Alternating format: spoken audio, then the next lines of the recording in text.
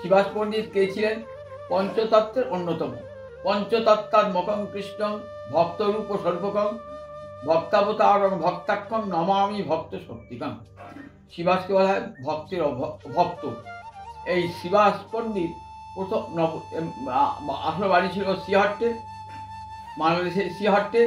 পিতার নাম ছিল জলধর পণ্ডিত। পরবর্তীকালে নবদ্বীপে চলে আসেন। শিবাসেরা 5 ভাই।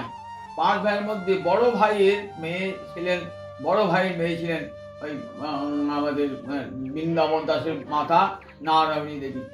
শিবাস প্রথম জীবনে ছিলেন অত্যন্ত উদ্ধত অবিদিত।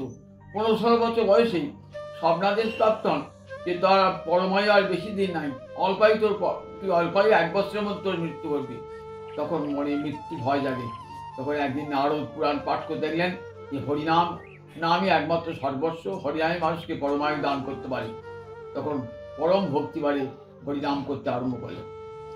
এই পরবর্তীকালে এই একদিন দেবানন্দ পণ্ডিতের ভাগবত শুনে আমাদের প্রহ্লাদের চরিত্র শুনে খুব আনন্দ পান এবং নয়ন জলে ভাসেন।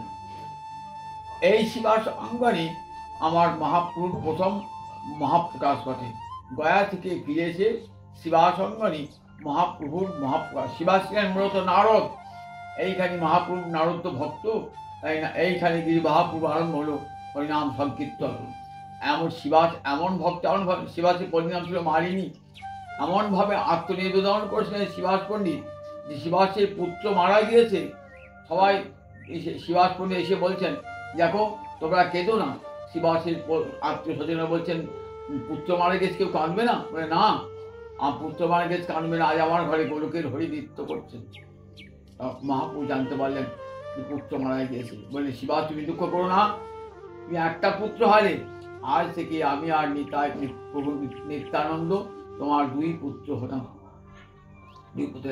মহাপ্রভুর সন্ন্যাসের পর শিবাস পণ্ডিত চলে গেলেন কুমারহট্টে। কুমারহট্টে থাকতেন তিনি, সেখানে শিবাস অঙ্গন আছে, সেই কুমারহট্টে থাকতেন। কুমারহট্টে বহুদিন রয়েছেন। একদিন মহাপ্রভুর কথা চিন্তা করছেন, আর ডুরানি জলধারা ধ্যানে বসেছেন মহাপ্রভুকে। ঠিক এমন সময় মহাপ্রভু এসে হাজির। বলছেন যে শিবাস তুমি কিছু করো না, তুমি জীবিকার জন্য। তখন শিবাস দেখো কিছু জীবিকার জন্য কি ব্যবস্থা করো। শিবাস হাতে 3টে তালি দিলেন, 1, 2, 3। মহাপ্রভু বলছেন এর অর্থ কি?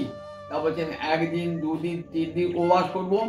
3 দিনের দিন যদি কিছু না জোটে তাহলে আমি গঙ্গার জলে আত্মবিসর্জন করবো।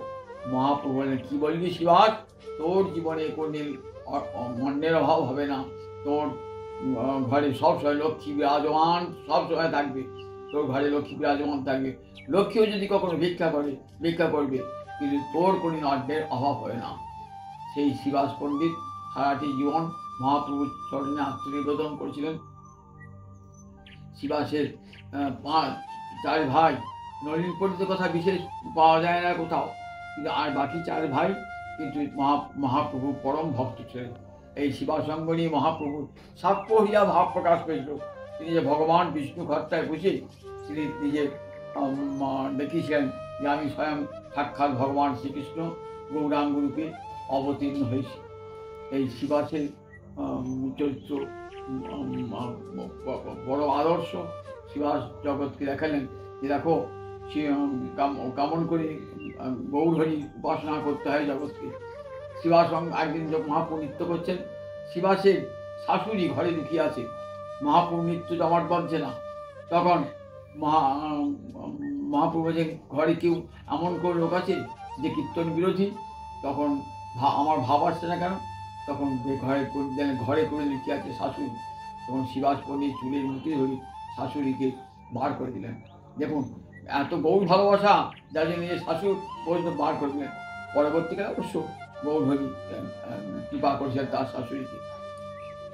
কারণ এইখানে চাপাল গোপাল সে ছিল না হরিনাম ধরত বলে শিবাস পণ্ডিতের প্রতি বিদ্বেষ পোষণ করত। একদিন মদের হাঁড়ি নামিয়ে দিয়েছিল এবং বলতো শিবাসেরা মদ্যপান করে একটা ছাগলের কাটা মুন্ডু, একটা জবা ফুল। পরের দিন শিবাস সবাই কিনে দেখালেন। এর ফল কী হয়েছিল? সেই গোপাল পণ্ডিত, যাকে চপল বলতো, চপল থেকে চাপা হলে কুষ্ঠ ব্যাধিতে আক্রান্ত হয়ে যায় এবং শেষ পর্যন্ত মহাপ্রভু যখন সন্ন্যাসের পর একবার কুড়িয়ে আসেন, যখন আসেন বাংলাদেশে আসার সময়, তখন গিয়ে মহাপুর চরণে পড়েন। মহাপুর বললেন, আমার চরণে পড়লে ক্ষমা হবে না, তুমি ভক্তের কাছে অপরাধী, তুমি শিবাস পণ্ডিতের চরণে আশ্রয় করো। শিবাস পণ্ডিতের চরণে আশ্রয় করলেন এবং সুন্দর দেহপ্রাপ্ত ছিলেন। দেবানন্দ পণ্ডিতের ভাগবত শুনে দেবানন্দের ছাত্ররা শিবাসকে বার করেছিল তার সভাস্থল থেকে। মহাপ্রভু বলছেন, দেবানন্দ, তোমার কি ভাগবত পাঠ?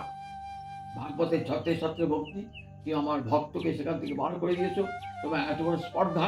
সেই থেকে দেবানন্দের মুখে আর ভাগবতের স্ফূর্তি হতো না।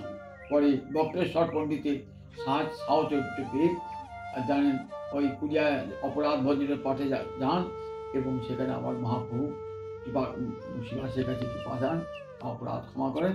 পরবর্তীকালে দেবানন্দ আবার ওরা শিবাস ভাগবত অধ্যয়ন করতে শুরু করে।